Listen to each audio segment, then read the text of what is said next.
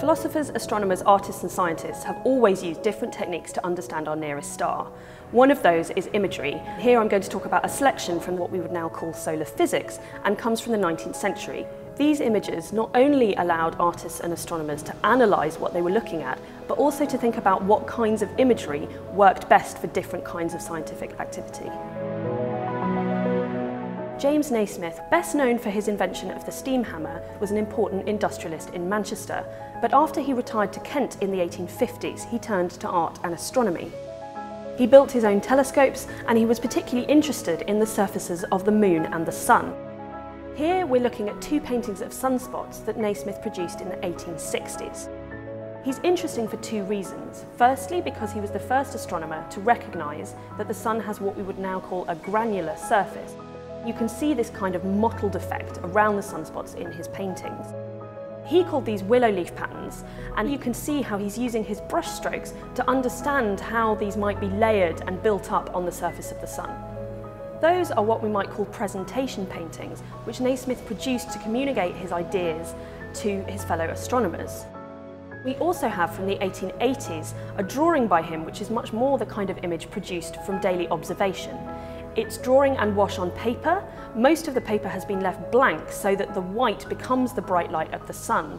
And you can see that Naismith is recording the sunspots with this kind of energetic pencil scribble as he's seeing them through the telescope. This kind of daily observing and drawing was also popular with amateurs. We're lucky to have in the collection a group of drawings by a man called John Willis, about whom we know relatively little except for these drawings. Between 1882 and 1905, Willis produced over 200 observations of sunspots moving across the surface of the sun.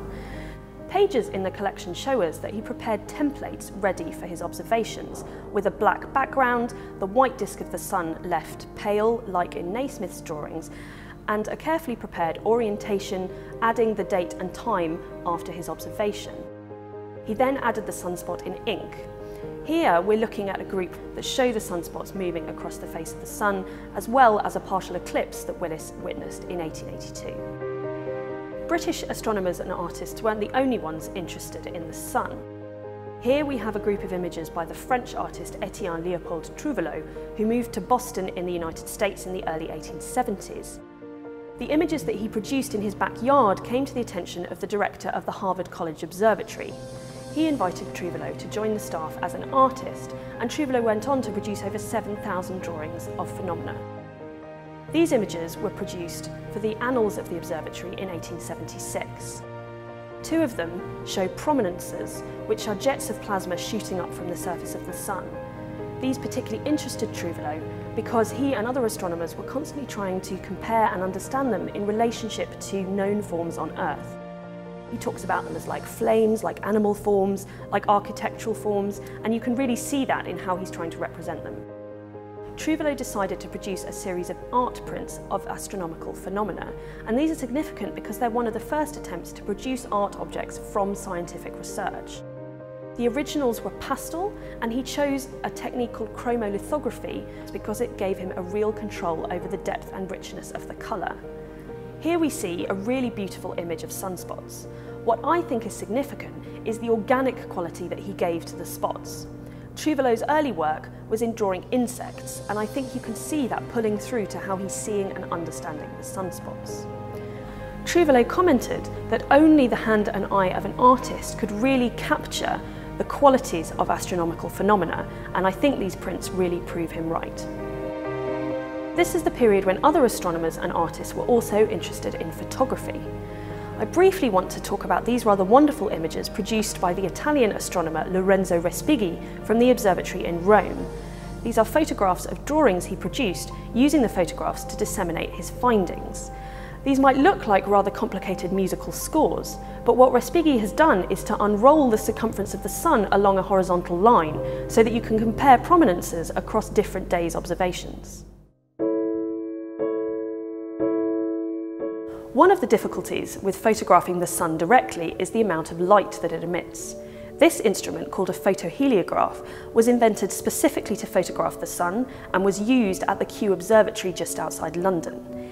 It allows these photographs because of its very, very short exposure time, minimising the amount of light that gets to the plate. One of the great examples of the photoheliograph in use are these images by a woman called Elizabeth Beckley.